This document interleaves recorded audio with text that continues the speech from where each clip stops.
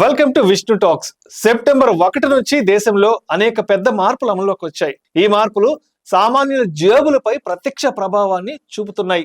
వెండి నుంచి ఎల్పిజి ధరల వరకు అనేక భారీ మార్పులు జరిగాయి. ఈ మార్పుల గురించి మీరు తప్పకుండా తెలుసుకోవాలి. ఎందుకంటే ఈ మార్పుల ప్రభావం మీ ఇంటి బడ్జెట్ నుండి బ్యాంకింగ్ పెట్టుబడి వరకు ప్రతి దానిపైన కనిపిస్తుంది. అందువల్ల మీరు ఈ కొత్త నియమాల గురించి ముందుగానే తెలుసుకోవడం, తదనుగుణంగా మీ ఆర్థిక ప్రణాళికలు చేసుకోవడం చాలా ముఖ్యం. సెప్టెంబర్ నెల జిఎస్టీ పరంగా ప్రత్యేకమైనది. జిఎస్టీ కాకుండా సెప్టెంబర్లో ఇంకా అనేక మార్పులు కూడా జరగబోతున్నాయి. ఇప్పటి వరకు బంగారంపై మాత్రమే హాల్ మార్కింగ్ తప్పనిసరి. కానీ సెప్టెంబర్ 1 నుంచి ఈ నియమం వెండికి కూడా వర్తిస్తుంది. దీని అర్థం ఇప్పుడు మీరు ఏ వెండి ఆభరణాలు లేదా వస్తువులు కొనుగోలు చేసినా అవి నిర్దేశించిన ప్రమాణాలు, స్వచ్ఛతతో లభిస్తాయి. ఇది వినియోగదారులను మోసం నుంచి రక్షిస్తుంది.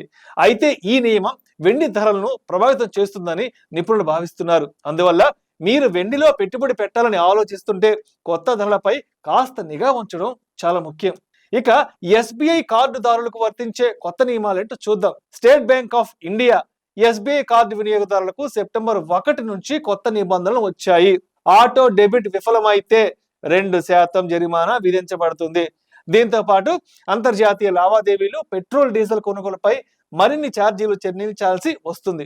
ఆన్లైన్ షాపింగ్ లో అందుకున్న రివార్డు పాయింట్ల విలువను కూడా తగ్గించవచ్చు. అంటే ఇప్పుడు ప్రతి ఖర్చును జాగ్రత్తగా చేయాల్సి ఉంటుంది, లేకుంటే జేబుపై అదనపు భారం కూడా పడవచ్చు. ఇక ఎల్పిజి సిలిండర్ల కొత్త ధరలేంటో చూసేద్దాం. ప్రతి నెలలాగానే సెప్టెంబర్ 1న చమురు కంపెనీలు ఎల్పిజి సిలిండర్ల కొత్త ధరలను ప్రకటించాయి. ఈ ధరలు అంతర్జాతీయ ముడి చమురు ధరలు, కంపెనీ లెక్కల ఆధారంగా ఉంటాయి. ఇక ధరలు పెరిగితే వంటగది బడ్జెట్ క్షీణించవచ్చు. అయితే ధరలు తగ్గితే కొంత ఉపశమనం కూడా ఉండవచ్చు. అందువల్ల ఈసారి కూడా వినియోగదారుల దృష్టి ఎల్పిజి రేట్లపైనే ఉంది. ఇక ఏటీఎం నుంచి నగదు విత్డ్రాలు కూడా ఖరీదుగా మారొచ్చండి. సెప్టెంబర్ నుంచి అనేక బ్యాంకులు ఏటీఎం లావాదేవీలకు కొత్త నియమాలను కూడా అమలు చేశాయి. నిర్దేశించిన పరిమితికి మించి నగదు విత్డ్రా చేసినట్లయితే వినియోగదారులు మరిన్ని ఛార్జీలు చెల్లించాల్సి ఉంటుంది. బ్యాంకింగ్ రంగం ఇప్పుడు డిజిటల్ లావాదేవీలను ప్రోత్సహించడంపై కాస్త దృష్టి కూడా సారించింది. కాబట్టి అవసరమైనప్పుడు మాత్రమే ఏటీఎం నుంచి డబ్బును డ్రా చేసుకోవడం మంచిది.